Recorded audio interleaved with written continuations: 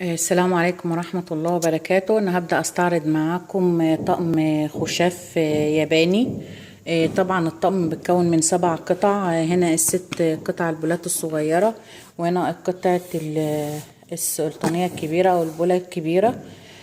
طبعا أنا هبدأ أفتحه عشان تشوفوه ونستعرضه برضو سوا. هنا بيانات الكرتونة معانا اهي. هنا شكل المنتج من على الكرتونة، تمام. وهنا الميديان، هنلاحظ هنا الميديان ياباني اهو قدامنا اهو، ميديان ان جابان. مش عارفة بقى التصوير هيجيبها ولا لأ. تمام كده، هنبدأ نستعرضه مع بعض ونخرجه من الكرتونة. في السيريال نمبر بتاعه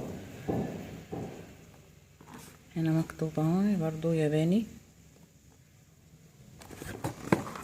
نبدأ نفتح كرتونة، نبدأ نستعرض القطع بتاعته قدامنا اهو.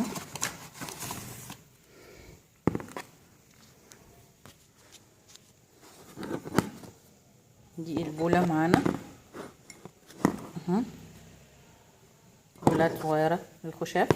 دي طبعا اللي بناخد منها من البولة الكبيرة ونحطه في الصغيرة. ده طبعا زينة وغسيل ولبس زي ما بيقولوا، يعني استعمليه، اغسليه، حطي زينة في النيش اللي انت عايزاه. ده طقم ياباني مفيش كلمة بعده اهو، تمام. ده طبعا تحس ان الوردة هنا اخده اللون منه فيه، بس المخدوش اللي هو اللي يعتبر يقولك الابيض المخدوش المشحم كده، يعني اللون بتاعها قدامنا في التصوير اهون عشان نحكم عليه. وطبعا قلنا ده كريستال ياباني قدامنا اهو. دي بولة عددها في الطقم 6 قطع قدامنا اهي، ميدين ان جابان سوجان اهو.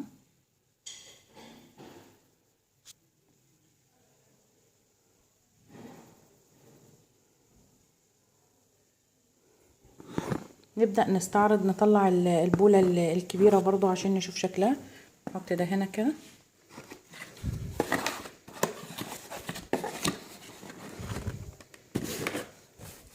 بسم الله.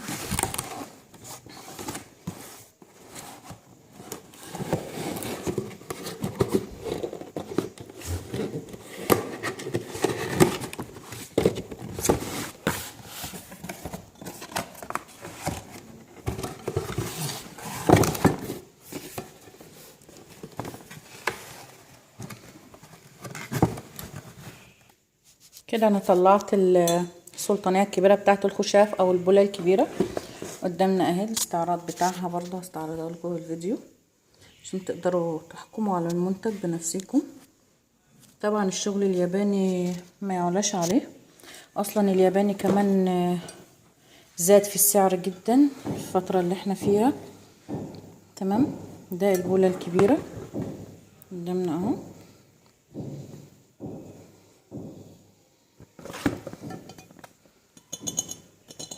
طبعا دي بروز مش رسمة فقط، كل ده بروز اهو مفرغ اهون، كل ده بروز، تمام.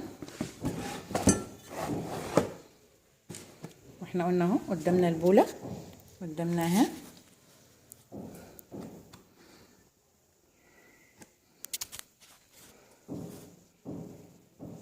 دي شكلها قدامنا اهي من جميع جهاتها.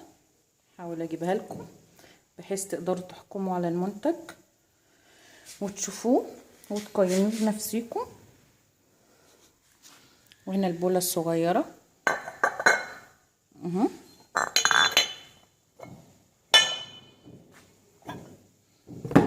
البولة الصغيرة معانا اهي. هنا ايه معانا الكبيرة والصغيرة.